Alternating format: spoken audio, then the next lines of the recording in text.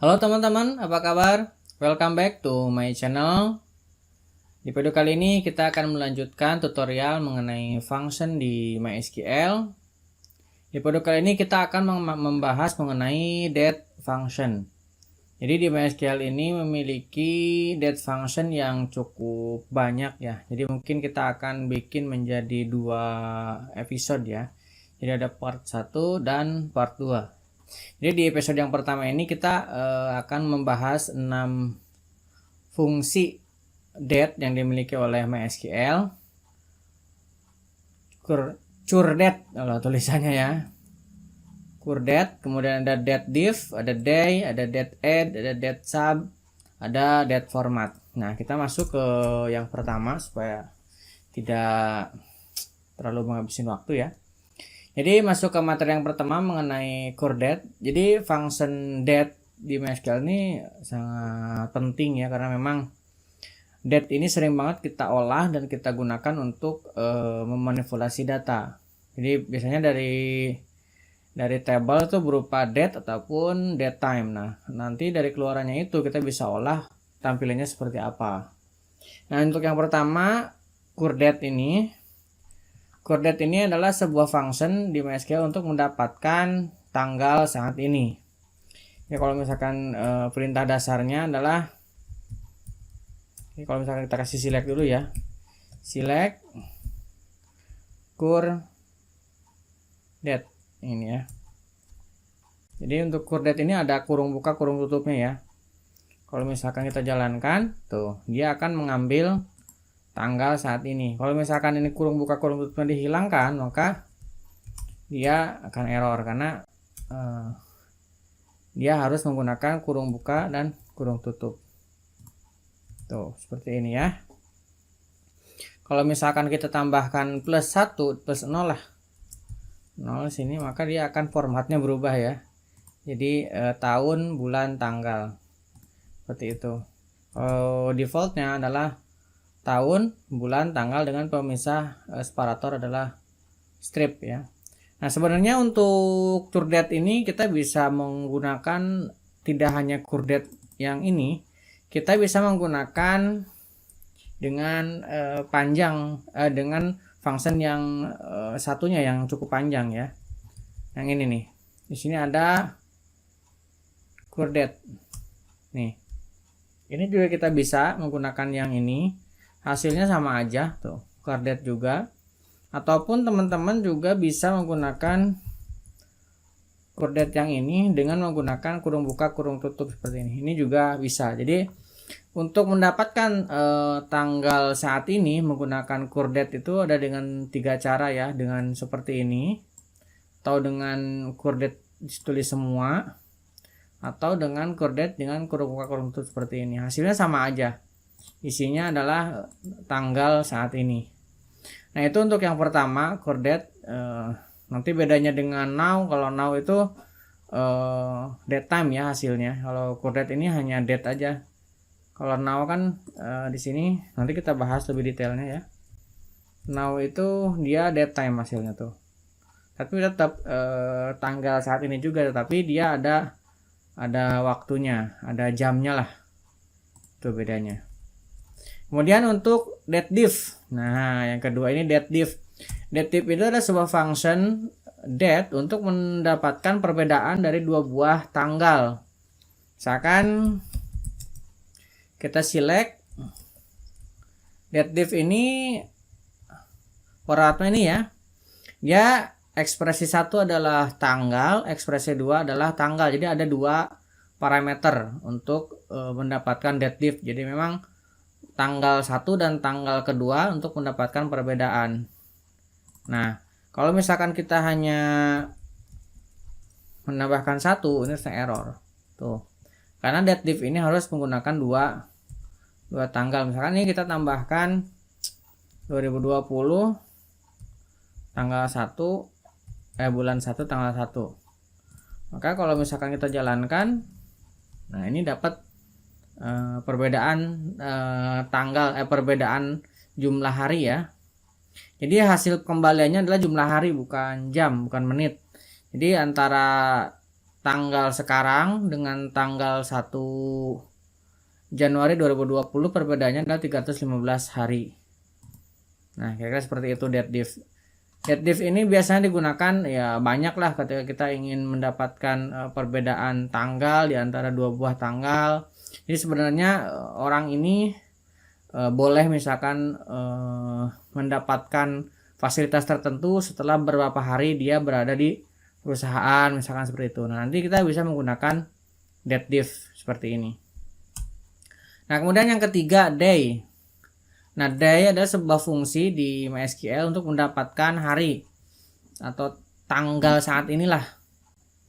Jadi kalau misalkan kita select day dari now, dari sekarang, maka ini hasilnya adalah tanggal 11 ya, karena hari ini tanggalnya adalah tanggal 11. Jadi day itu adalah hari atau tanggal saat ini, bukan nama harinya ya. Kan hari, bulan, tanggal, bulan, tahun. Nah, ini udah mendapatkan tanggalnya. Kalau misalkan di sini kita buat 2020 0131 misalkan. Ini akan yang diambil adalah 31. Kalau misalkan ini 32, harusnya ini error ya. Tuh. Di sini error, tapi di sini ada outputnya nih. Tuh, incorrect date value, seperti itu. Oke. Itu day sangat mudah kita sekilas saja ya, karena biasanya kita hanya pengen mendapatkan tanggal di antara date tanggal berapa, itu udah dapat langsung, cuma satu parameter. Kalau misalkan kita lihat day, mana day, nah ini dia. Parameternya cuma satu day itu. Nah, kemudian kita yang keempat, date add. Nah, date add ini digunakan untuk menambah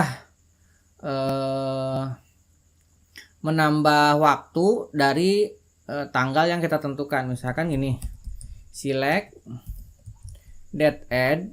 Nah, ini ada date add. Nah, ini parameternya ya. Jadi ada tanggalnya yang sudah kita tentukan, kemudian interval ke depan dari tanggal yang sudah kita tentukan.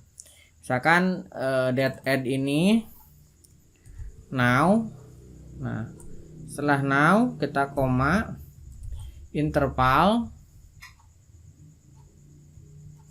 1 hari ke depan. Jadi kalau misalnya kita jalankan, maka dia tanggalnya adalah tanggal 12. Karena kita tambahkan 1 hari ke depan. Kalau misalkan di sini kita tambahkan 1 jam, 1 hour, misalkan ini jadinya ya 1 jam ke depan. Jadi ini untuk menambahkan ke depan date add itu.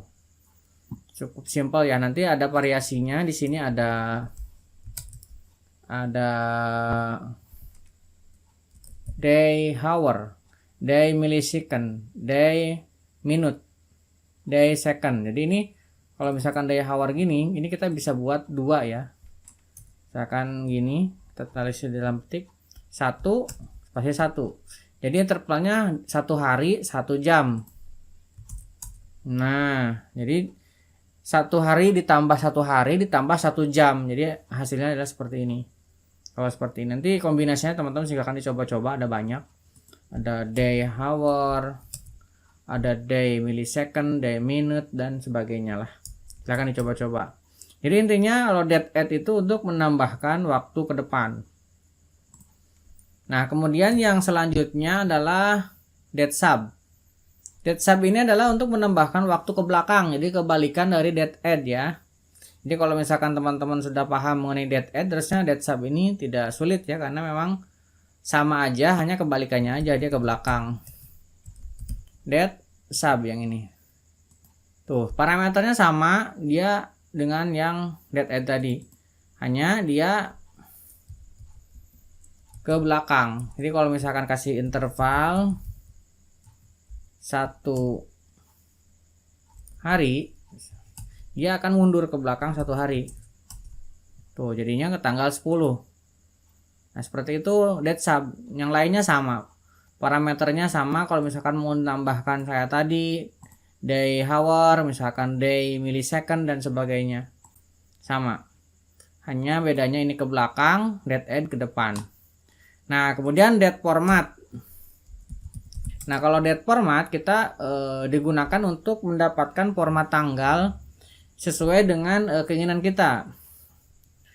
Nah, misalkan date format. Nah, ini.